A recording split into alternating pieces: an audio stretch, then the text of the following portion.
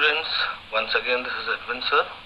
We are going to start our geography chapter 8 and the topic is natural vegetation. When we talk about natural vegetation, it means we're talking about all the species of the trees, the plants which exist in our country, which grow in our forests, which grow nearby our areas, near our homes, roadsides. Okay.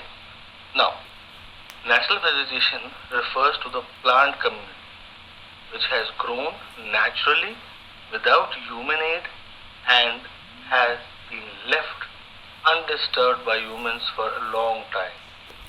Plant is the first form of life that appeared on the earth, followed by animals and then human beings.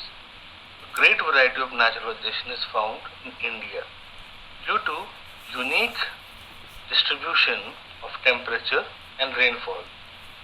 With more than 45,000 plant species, imagine we have more than 45,000 species of plants in our country. India is the 10th largest country in the world and the 4th largest in Asia in plant diversity. Now, the original vegetation in India consists of forests, grasslands and scrubs. Most of it has been destroyed by human beings to meet his various needs, such as in our homes we make furnitures and so many other things out of wood. For these things jungles have been cut, trees have been cut to fulfill our needs. The main geographical and environmental factor which influences the growth and development of natural vegetation in India is our topography, climatic conditions and the soil which is found in India. Okay. Now, the distribution of rainfall is another factor which is very important, especially in the Himalayan mountain regions. Natural vegetation is conserved in those areas where the land is now suitable for farming. According to the state records, about 23% of the total land of India is under forest cover. Actually, according to the National Forest Policy, 33% of the land should be, every country should have at least 33% of forest area. But today we are having only 23%. That means we are lacking with 10%.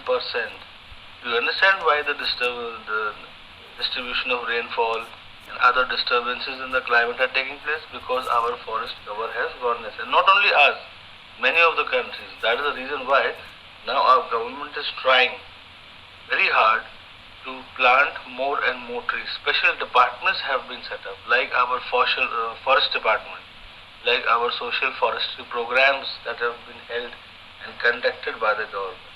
So these forests are very unevenly distributed. They range from about 10% to Jammu and Kashmir to about 85% in Andaman and Nicobar Islands. Okay. And the north and eastern states have more than 30% of the Indian land under forest. So it is very rightly said that whenever we construct our house, 33% of the land area, whatever land we may have, whether we have a plot of 30 by 40, still while we go for a legal map, to construct our home, 33% area is left out by the government, and that area is to plant some kinds of trees in our homes. And what do? We do not leave any areas. We make a map according to the government, but we start to construct on the whole area. Not only that, we will take some area of the roadside also under our plot, which is not good. And those people are really very good, those who are having plants also in their homes.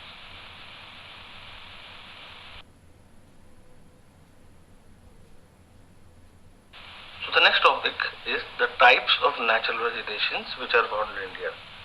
Actually, we are having 5 types of natural vegetations in India. Okay. They are the tropical evergreen forests, the tropical deciduous forests, the tropical thorn forests, the littoral forests, and the mountain forest.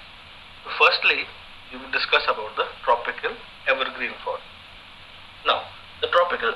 forests are found mostly along the western side of the Western Ghats, in the northeastern states, and in the Andaman and Nicobar Islands. Okay, the semi-evergreen forests are also found along the lower slopes of the eastern Himalayas, coast of Odisha, and western coast of India. The main species of trees found in these forests are rosewood, ebony, mahogany, cinchona, saplas, and cane. Now, the climatic conditions required for the growth of these forests are: average rainfall is more than 200 centimeters, means plenty of rainfall is required. Humidity should be more than 75%, and the temperature should range between 25 to 27 degrees centigrade. The general climatic conditions should be hot and humid. Now, the characteristic features are: due to high heat and high humidity, the trees in the tropical evergreen forest do not shed their leaves because they are having moisture continuously. Okay. Now, these forests are very dense and have tall trees which can attain a height of up to 50 meters. The forests have a multi-layered structure with a broad canopy. When I talk about canopy, canopy means like an umbrella. Trees grow tall and then the leaves spread out. It forms a canopy, and these are in 3 layers.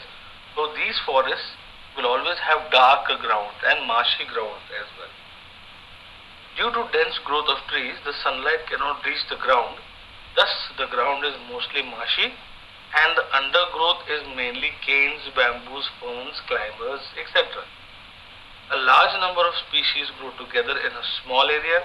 Thus, the commercial exploitation is different and uneconomic.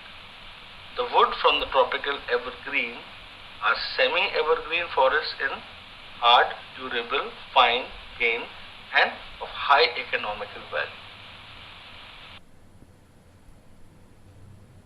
So, the next forest is the tropical deciduous forest. Now, children, tropical deciduous forests are also of 2 types.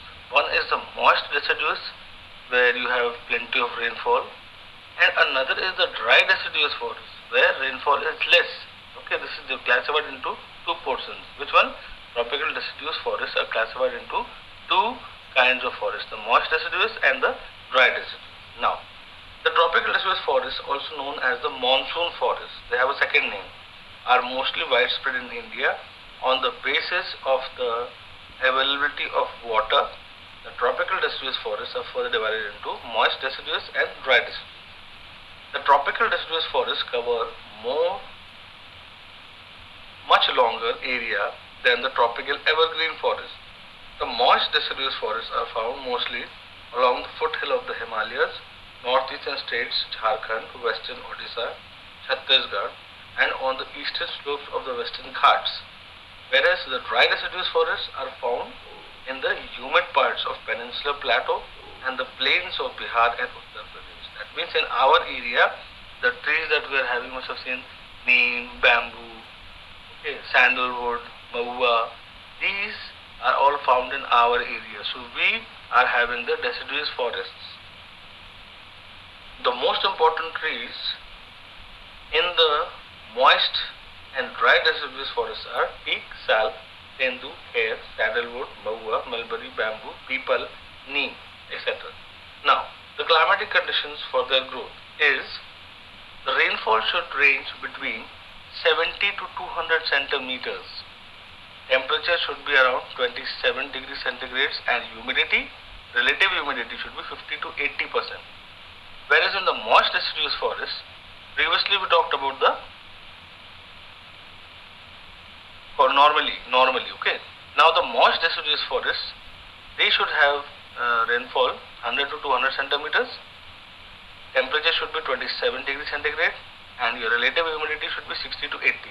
Whereas in the dry, the deciduous forest, the rainfall should be 70 to 100 centimeter. Temperature should range between 23 to 27 degrees centigrade, and humidity should be 50 to 60%. Okay. You will see there is a difference in the variation which I have given on your slide. Now the characteristic features. The trees in the tropical deciduous forests normally shed their leaves for about 6 to 8 weeks. Like you must have experienced in our area, we have that season called the Patjhad, okay, where the leaves fall, the trees become bald. Okay. During this period, lack of moisture in the soil forces the trees to shed their leaves. However, the new leaves grow with the onset of the rainy season. Because as you know, transpiration occurs in the leaves. And if the leaves are there, it will, the heat of the sun will absorb the moisture. In order to save this moisture, the trees shed their leaves. Okay. The trees of the deciduous forest are commonly important and provide valuable timber. When we talk about timber, means valuable wood. Like for example, you must have seen not all the trees woods are used. Shisham, or you can say sandalwood. These are some of the important woods which are used. Okay. The tropical deciduous forests have open stretches where grasses grow due to enough sunlight on the ground. These forests are most exploited and large areas have been cleared to provide more land for agriculture, because and we need more and more food. Eventually the forests are cleared and the land is utilized for agriculture. The forests have also suffered due to overcutting, overgrazing and forest fires. The tropical deciduous forest needs scientific management and conservation.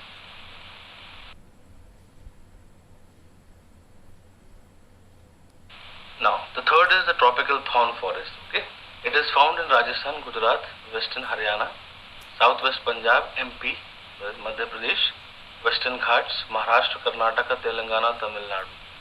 The trees found in these areas are kikar, babool, kher, date palm, palas, acacia, cactus, okay, which grow up to 2 meters height. Grass is also grown in this area. The rain in this area is less than 50 centimeter and the temperature ranges between 25 to 30 degrees centigrade, whereas the humidity is less than 50%. There is a shortage of moisture and long roots. These plants in this area have long roots so that they can take the underground water, and their barks are thick to prevent the absorption of moisture by the sun. Okay, no evaporation occurs. The main characteristic features are the vegetation is of tropical hot desert is mainly thorny trees and bushes. There are no tall trees due to the shortage of moisture and low relative humidity. Most of the plains remain leafless. Most of the plants remain leafless for a major part of the year. There are large patches of forest grasses and the entire region has scrubs vegetation. The trees are scattered and have long roots which can penetrate deep into the soil to reach the underground water.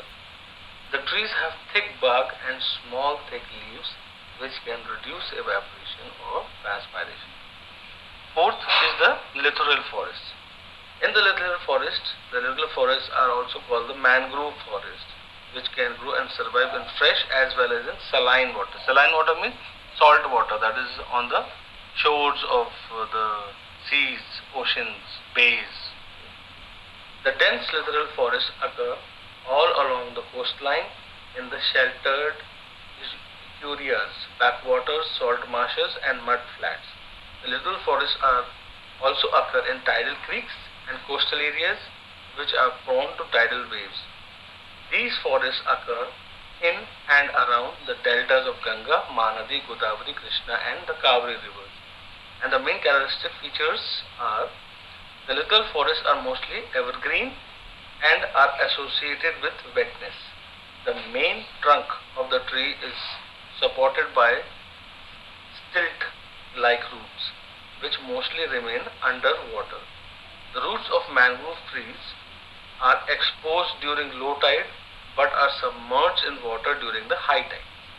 The trees can be about 30 meters tall and have special breathing roots called the nematodes.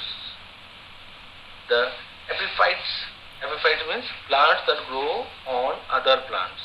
like parasites, are found all over the littoral forest. The delta region of the Ganga and the Brahmaputra river is called the Sundarban. And you know about the Sundarban deltas, most of the trees grow in this area. And the main trees are coconut, palm, agar, hindi, canes, etc. The littorals or the mangrove forests need protection against encroachment by human beings. The wood of these plants are mainly used to make boats.